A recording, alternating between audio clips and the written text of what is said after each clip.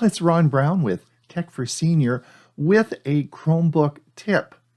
How to save your screenshots automatically into Google Photos. The thing I like about Google Photos is it doesn't matter where I am, what device I'm using, it is always so easy to drop an image right into Google Photos. I take a lot of screenshots that help me to make videos and produce shows. It gives me great ideas for future presentations. So whether I'm using my Chromebook or on my PC, I take a lot of screenshots. Now, I always like these screenshots to be available in one location for easy access, because a lot of time if I'm taking them on my Chromebook, I'm in a different location when I'm doing the show or I'm creating videos. So I find that Google Photos is an excellent location for me to store all my screenshots for future use. Let me show you today how easy it is to set up your Chromebook to automatically store your screenshot into Google Photos. All right, we're now on my desktop of my Chromebook. You'll see the cursor here, and I'm going to show you how to take a screenshot and save it to Google Photos. And why would I want to do this? Well, I'm going to show you. This is, of course, the blank page, but we're going to come over to a news article that I've just been looking at. Blink's latest battery-powered camera now comes with person detection. Now, I want to do a news article about this, reviewing the news on my Chromebook, and I want to capture this. So what's the easiest way to do that? Well, of course, you know that your Chromebook has a capture feature. Let's have a look. We can take my cursor, and we're going to come down to the bottom right. I'm going to click the button here, and you'll see it says screen capture. And we can click this, and we can capture the screen. And now this, of course, turns it a different color. We can do a screen capture, or we can do a video, but I just want to do a screen capture of this. And we have the option of choosing the area, click anywhere to capture the full screen, or we can actually choose part of the screen. So I can actually, if I just want this, we can just choose this area to capture. But I want the whole screen. In this particular case, in fact, I want to store this for future reference, and I want it to go to Google Photos. I just put all my captures into Google Photos where I know they're there and they're easy to sort. And that's just a thing I do, and I like to, because I have a lot of different devices. So I'm going to click anywhere here, and we can do a screen capture of this. Let's click here, and it is now captured. Now, when we capture something on a Chromebook, you saw that it goes to a number of different places. The first thing is that captures it. Let's just come back for a minute. Let's just bring up this screen now. And where did that go? Where did the screen capture that we just do go? Well, I'm going to tell you that in a moment, but I want to come back to this article again and tell you that there's an easier way to do a screen capture of this. It's a shortcut, and it's called the Control Overview. And if I hit Control and Overview, it automatically just takes a screenshot. I don't have to go down and load those other. I don't have to go down to the right-hand side and click those extra steps. So just by hitting the Control and Overview button, it automatically takes a screenshot. Well, this is great because as I travel around looking at different articles, I can just do Control Overview and it takes a screenshot for me. And where does it save it? Well, this is very interesting. So as you know, it'll save it to the clipboard. So you can either see that by coming down to the tote. We call this the tote on a Chromebook. And you can see now I've actually saved this a number of times, but you can see where it's saved. So you know your image is saved. If you want to find it, it's right here. But it's also on the clipboard, and you can access the clipboard by the Everything button and V. So that's another shortcut, Everything button V, and you can bring this up and you can paste it from here. These have your last 5 items of your clipboard, and I've been, of course, practicing on this article. So you can do that. So either you can find them down here in the tote, or you can certainly find them everything plus V, and they're right on the clipboard for you. But I don't want to do any of those things. I just want this saved in Google Photos. So let's go to the File menu, because of course all your images are stored in your Downloads directory. So let's come over and find this particular file in our File menu. So if we click Files here, we're going to come up and you'll see Downloads here. If I click Downloads, here we are. The image that I just captured is in my Downloads directory. But again, I'm not on this Chromebook when I'm doing editing and producing videos. I'm in a different location using a different machine. So I don't really want this in the Downloads directory. I want it to be in Google Photos. Well, let's open this up. So let's right click it and let's look along here. We can certainly send it to Google Photos.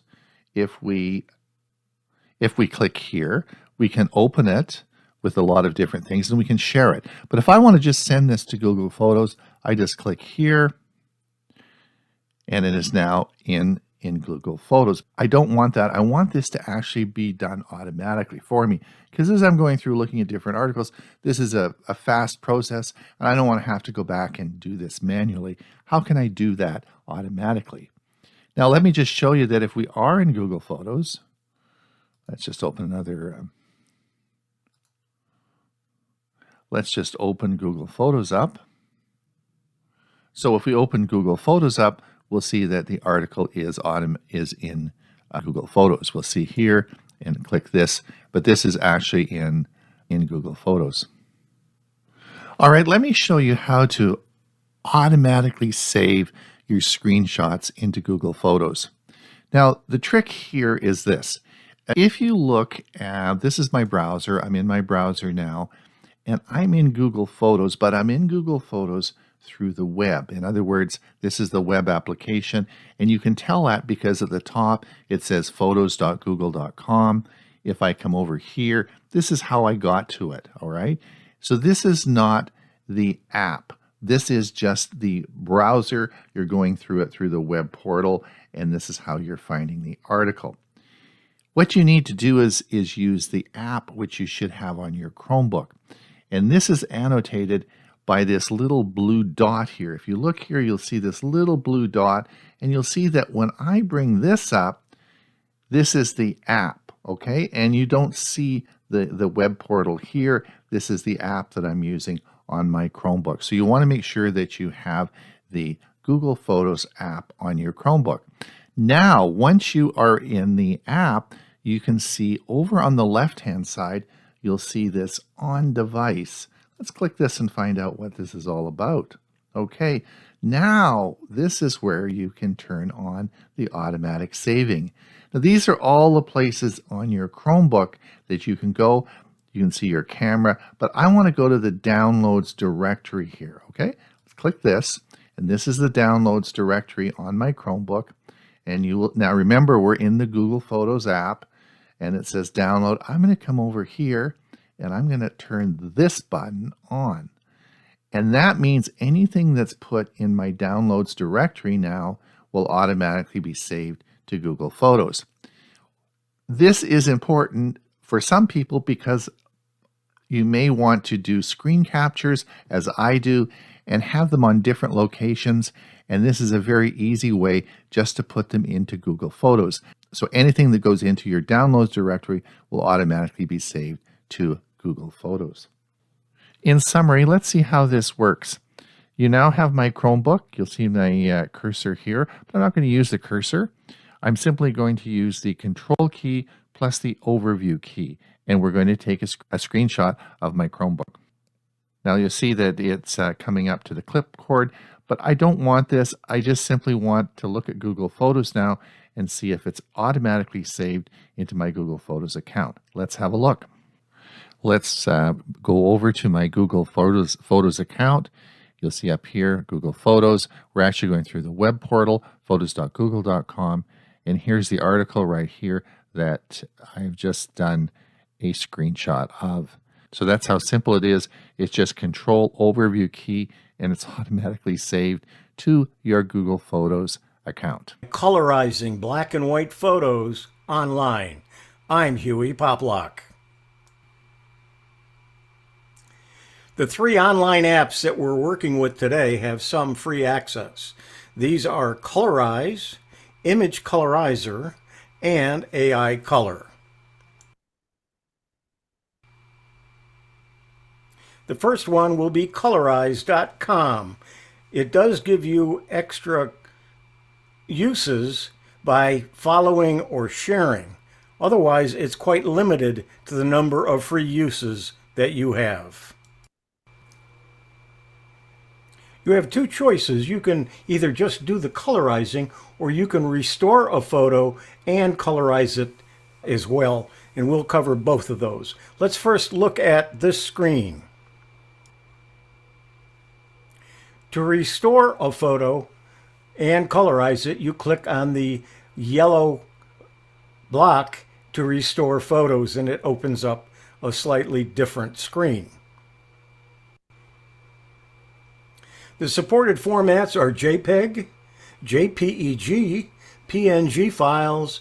The maximum size are 5 megabytes. The maximum resolution is 1200 by 1200. And images exceeding the limit will be resized automatically before uploading 1 image at a time. You can either drop the image in the spot on the screen, or you can click to upload. We're going to drop it on the screen and get started. And it's now processing the picture. As you see the circle going round and round, that can take just a few seconds, or it can take several minutes, depending upon where in the queue and how many pictures there are to be processed before your picture gets processed. Sometimes when I try to colorize a picture, the processing never did complete using Colorize.com. So sometimes it works and sometimes it doesn't. Once it completes the processing, you can then download the picture. And when you do that, it then wants to save it. You save it on your hard drive, and then you take a look at it. The girl circled here has red hair and was wearing a dark red outfit that day. I remember when that picture was taken. I wouldn't say that all colors are accurate, but I would say it's a good representation of the original colors. Let's take a look at the restoration process by clicking that button, and we're going to choose a different picture, and it's going to be this one.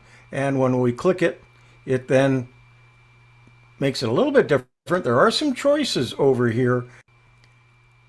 I should have unchecked the restore faces, and I didn't, but I did do the colorize the black and white photo.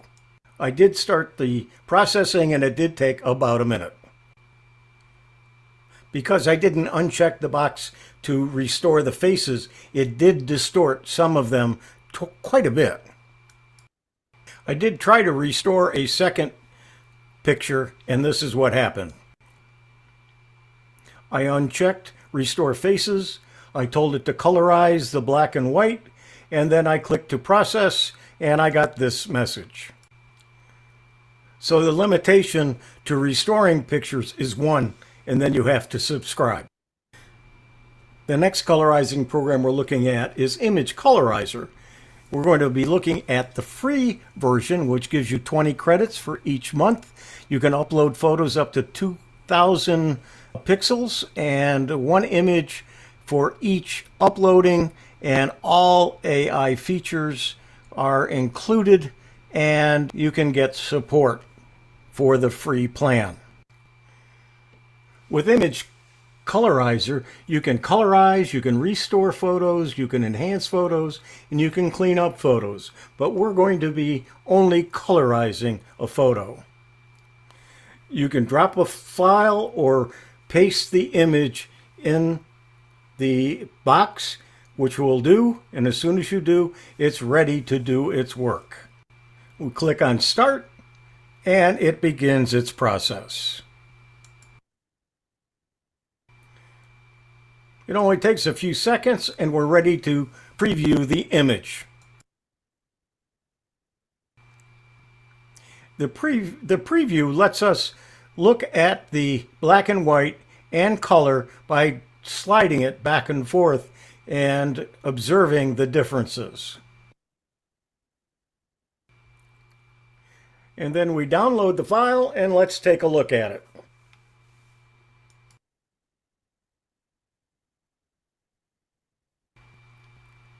As you can see, it did an excellent job of doing the colorization of this old black and white picture.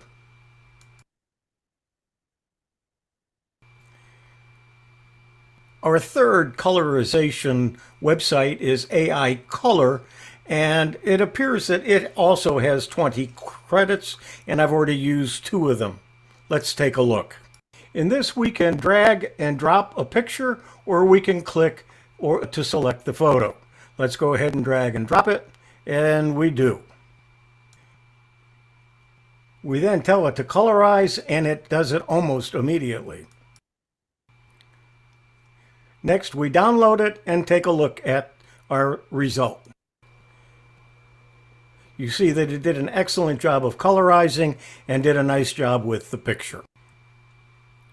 We then try a second photo, and when we do, it just sits there and processes and never completes. So we don't get a colorized version of this photo. Next, we'll take a look at the same picture we did in Image Colorizer. This time we're doing it AI Color, and it definitely looks the same. And when we tell it to go ahead and download it, we do, and we'll take a look at it. And it is very similar to the one in Image Colorizer. Next, we're going to retry this same picture and see if we have better luck with it. We do, and it is quite well done.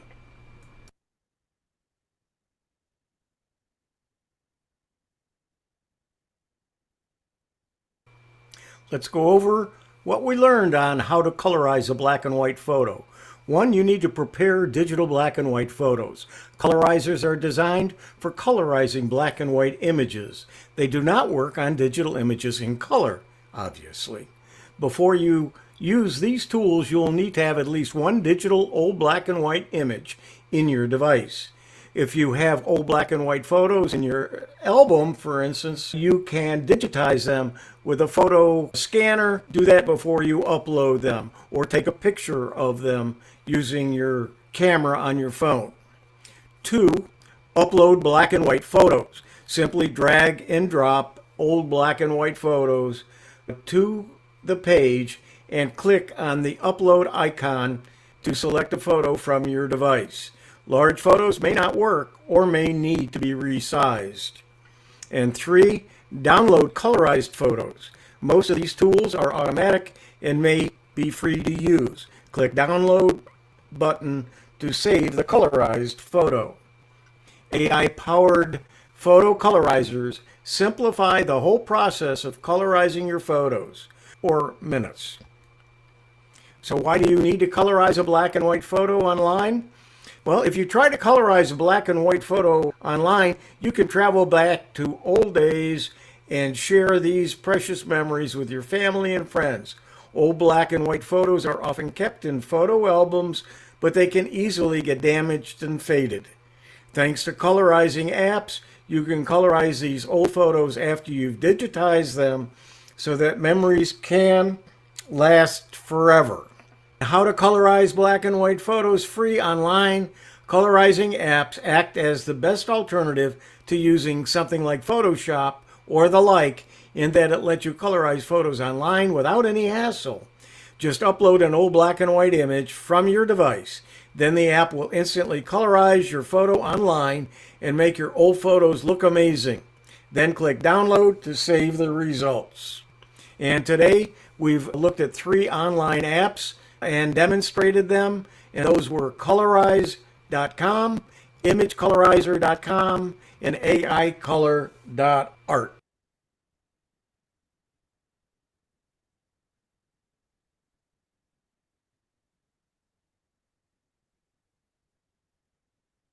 Well, it happened this week. Yes, it happened. We talked about it on our Thursday show and discussed this happening, and it happened. What a disaster! It's Ron Brown with Tech for Senior, where we help seniors understand technology and also navigate through the craziness of streaming TV and Amazon Prime. Ads on Amazon Prime. Yes, Gail and I were watching our usual show at supper time, and I noticed, oh my gosh, all these ads came on our Amazon Prime video we were watching. Now, we've discussed this a lot on Tech for Senior Live on our Thursday show. And Hewie, Bob, Bill, and Ray, we all sort of decided that we were going to wait and see. Maybe it wouldn't be too bad. Maybe they would just put an ad at the front and an ad at the back, and it wouldn't be as bad as cable TV used to be. We were hoping that's the case, but no, it's a disaster. It was ads all through the whole show. Ugh. So I just simply went and paid the surcharge and got an ad-free subscription. So I wanted to show you today how to do that and how to navigate your Amazon Prime account. I'm also going to show you a couple of other things, so stay tuned. So let's have a look. All right, let's look at how we would turn off the ads in our Prime Video account. Now, the first thing is I'm doing this on my Amazon Prime account in Canada. I'm assuming the messaging and menuing system will be similar to the US Prime account. But anyway, this is my Canadian Prime account, and we'll come over now. So this is my Canadian Amazon Prime account. I'm going to come down to membership and subscriptions. We're going to click this button. And these are all my membership and subscriptions that I've signed up for. We'll go over those in just a minute. But here we are. You'll see this is the Prime Video ad-free. Now, I have subscribed to this, but let's look at how you might do that. Let's go to Prime Video settings.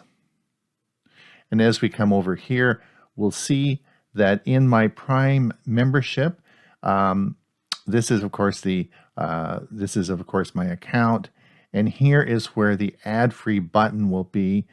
Now, of course, I have it turned on, but I simply can cancel the ad-free, edit payment, and this is where you're going to turn this on and off, and it will be billed every month. Mine is an auto renew, and it will be billed once a month. But you can certainly turn this off or on as you wish. The thing you have to remember about your Prime Video account is that there are subscriptions within that account that you may be paying for and not know you are. So let me show you a quick way of reviewing that. Now, if we come up to, again, my account, we're going to come down to your Prime Video. Let me click Prime Video. And these are my videos that we've been watching, and you'll see here the list. This is 𝕤𝕗𝕤𝕗, but as I come down and as I click, just bring my mouse over here, you'll see it here. It says included with Prime. So in this particular series that we're watching, and 𝕤𝕗𝕤𝕗 is really a good one, this is included with Prime, which is fine. Now, my wife is watching Father Brown series, but as I bring over here, this requires a subscription to BritBox. Now, as we come over to a new series that we're watching, this is an FBI series, you'll see, of course, it's included with my subscription to Paramount Plus. Yes, I have subscribed to Paramount Plus. And as we come over here, you'll see another one that Gail is watching. And again, this is on BritBox.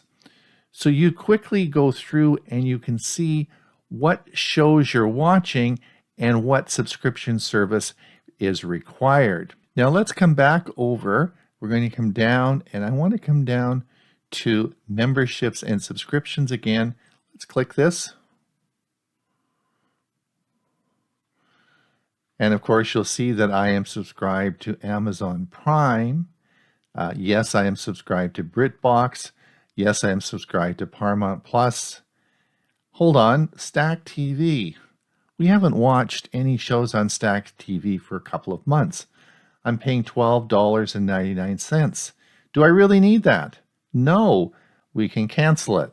Click Cancel Subscription, and we are going to cancel this channel. And of course, they're going to give me a special deal, and they don't really want me to cancel, but I'm going to cancel my subscription anyway because I don't want to pay for Stack TV. Now, I may want to come back and watch shows on there, but I can just resubscribe. Yes, you are going to be forced to make a decision about commercials on Amazon Prime. But remember, it's very easy to turn that on or off each month. Now, in our situation, we watch Amazon Prime for a while, which we're sort of doing now, but sometimes we flip over and we watch a whole bunch of series on Netflix for a few months, and we move back and forth. Currently, we're not watching much Netflix, so we are going to subscribe and cancel those commercials on Prime, but we may go to Netflix in a few months and spend some time there, and I'll just cancel the Amazon Prime subscription service. So it's easy to turn off or on. My worry is that, what's this $2 or $3 they're charging? I get a feeling this is shades of things to come, and they're just warming us up for this. The other thing is, please have a look and make sure you're not paying for something you don't need. Watch those subscriptions and be sure and cancel them. You can always resubscribe. It's very easy to do, but don't pay for something that you're not going to use. It's going to save you some money. It's Ron Brown with Tech for Senior. Hopefully you've enjoyed this video. Enjoy your Prime membership, and we'll see you soon.